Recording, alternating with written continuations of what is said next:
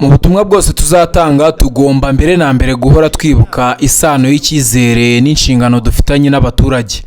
Ntidukwiriye na rimwe kuvuga cyangwa gukora ibintu bituma abaturage batekereza ko twatangiye kurwanira inyungu zacu aho kurwanira inyungu zabo kandi ari bo badutoye.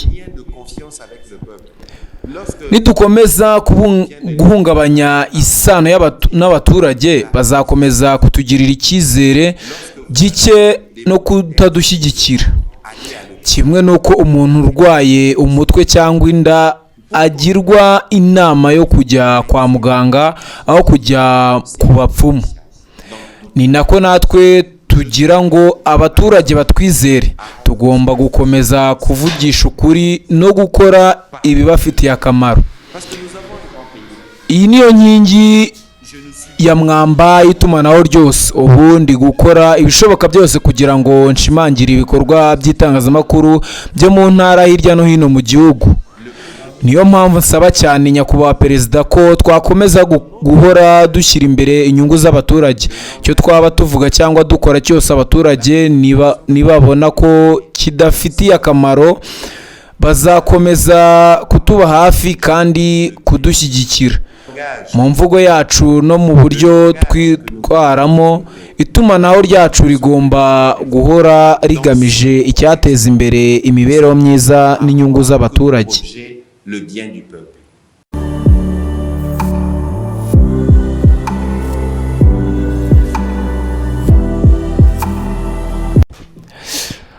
Uwo ni Patrick Muyaya, ni umuyobozi mumaze kuba mumenyera cyane, minisitiri w'itumanaho n'umuvugizi wa guverinoma ya Repubulika Iharanira Demokarasi ya Kongo. Yatanze ubutumwa bukomeye akoresheje urukuta rwe rwa X busaba abayobozi gukomeza kubaka no kurinda icyizere abaturage babagiriye ndetse banabagirira, kuko na n'ubu nibo babayoboye. Ni mu magambo yatangaje mu nama ya COPAC. Ubwo ushobora kwibaza ngo iyi nama ya COPAC ni bwoko ki? Ni inama ihuza abayobozi b'inteko zishinga amategeko z'intara, Conference of Presidents of Provincial Assemblies. Aya magambo rero yavuze ati, amagambo nayatangaje muri iyi nama ya COPAP niho nayatangarije. Patrick Muyaya yavuze ko itumanaho ry'abayobozi rigomba guhora rishingiye ku nyungu z'abaturage kandi rikagaragaza ko bakorera abo batoye. Yibukije ko icyizere cy'abaturage ari umutungo ukomeye utagomba gutakazwa. Cyo ni ingenzi cyane, kuko niba abaturage nta cyizere bagufitiye, ubwo se ubutaha wazanayobora. Umva ko nyine yakeburaga abayobozi hariya bo muri Kongo muri rusange.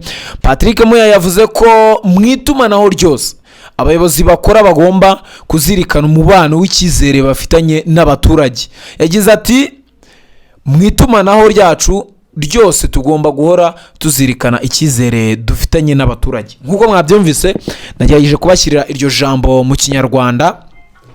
Yagaragaje ko abayobozi badakwiye gutuma abaturage bumva ko ibyo bakora ari ukwishakira inyungu zabo bwite, ahubwo ko bagomba kugaragaza ko bakorera abaturage babahaye inshingano.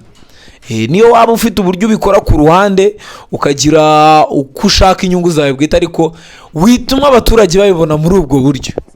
Patrick Muyaya yabakebuye cyane, agerageza kubumvisha ko abaturage, icyizere cy'abaturage nicyo cya mbere, kuko nibo bakugira icyizere bakagutora, ndetse ugomba no kugisigasira ntutume bakikuburira. Noneho uyu muyobozi yavuze ko icyizere cy'abaturage ari cyo gihuza abayobozi n'abo bayobora.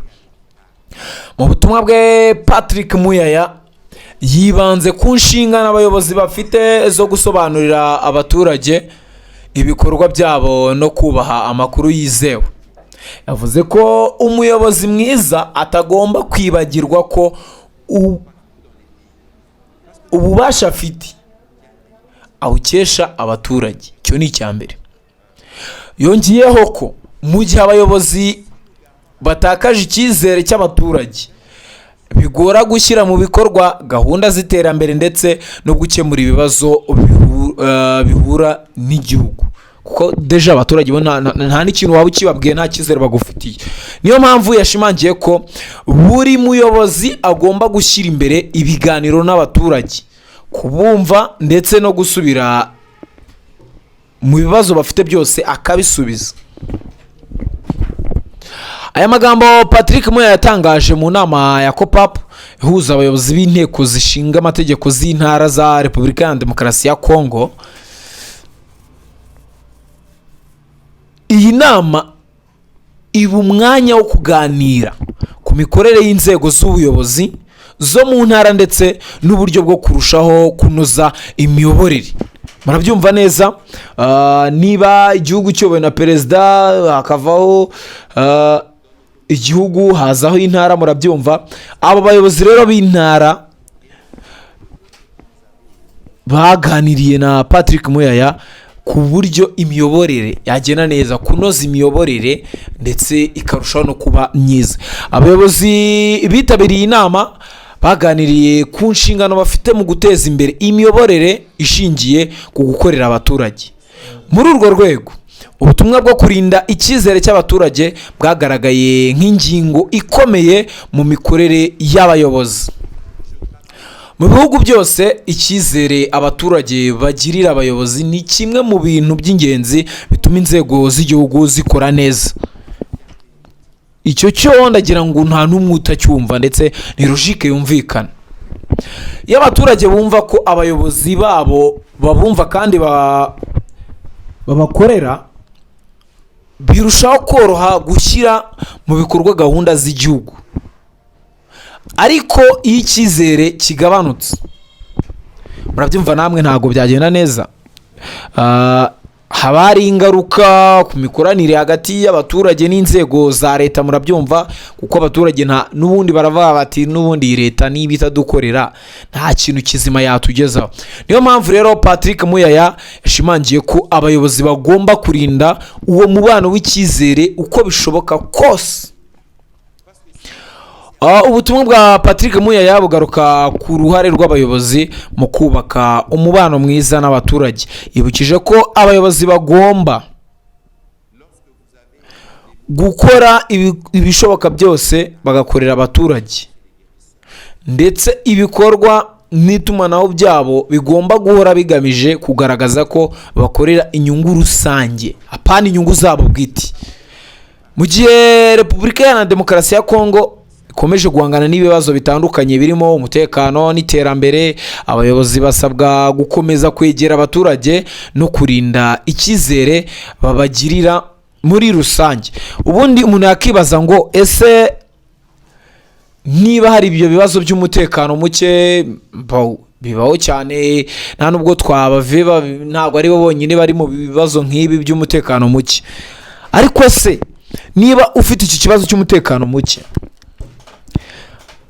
noneho na cya cyizere abaturage baba bagufitiye ukagitakaza, exactement, urumva ko ni ibintu bigoye kuba noneho hari n'icyizere cy'uko ibintu bizasubira mu buryo, kuko icyizere cy'abaturage deja cyamaze gutakara.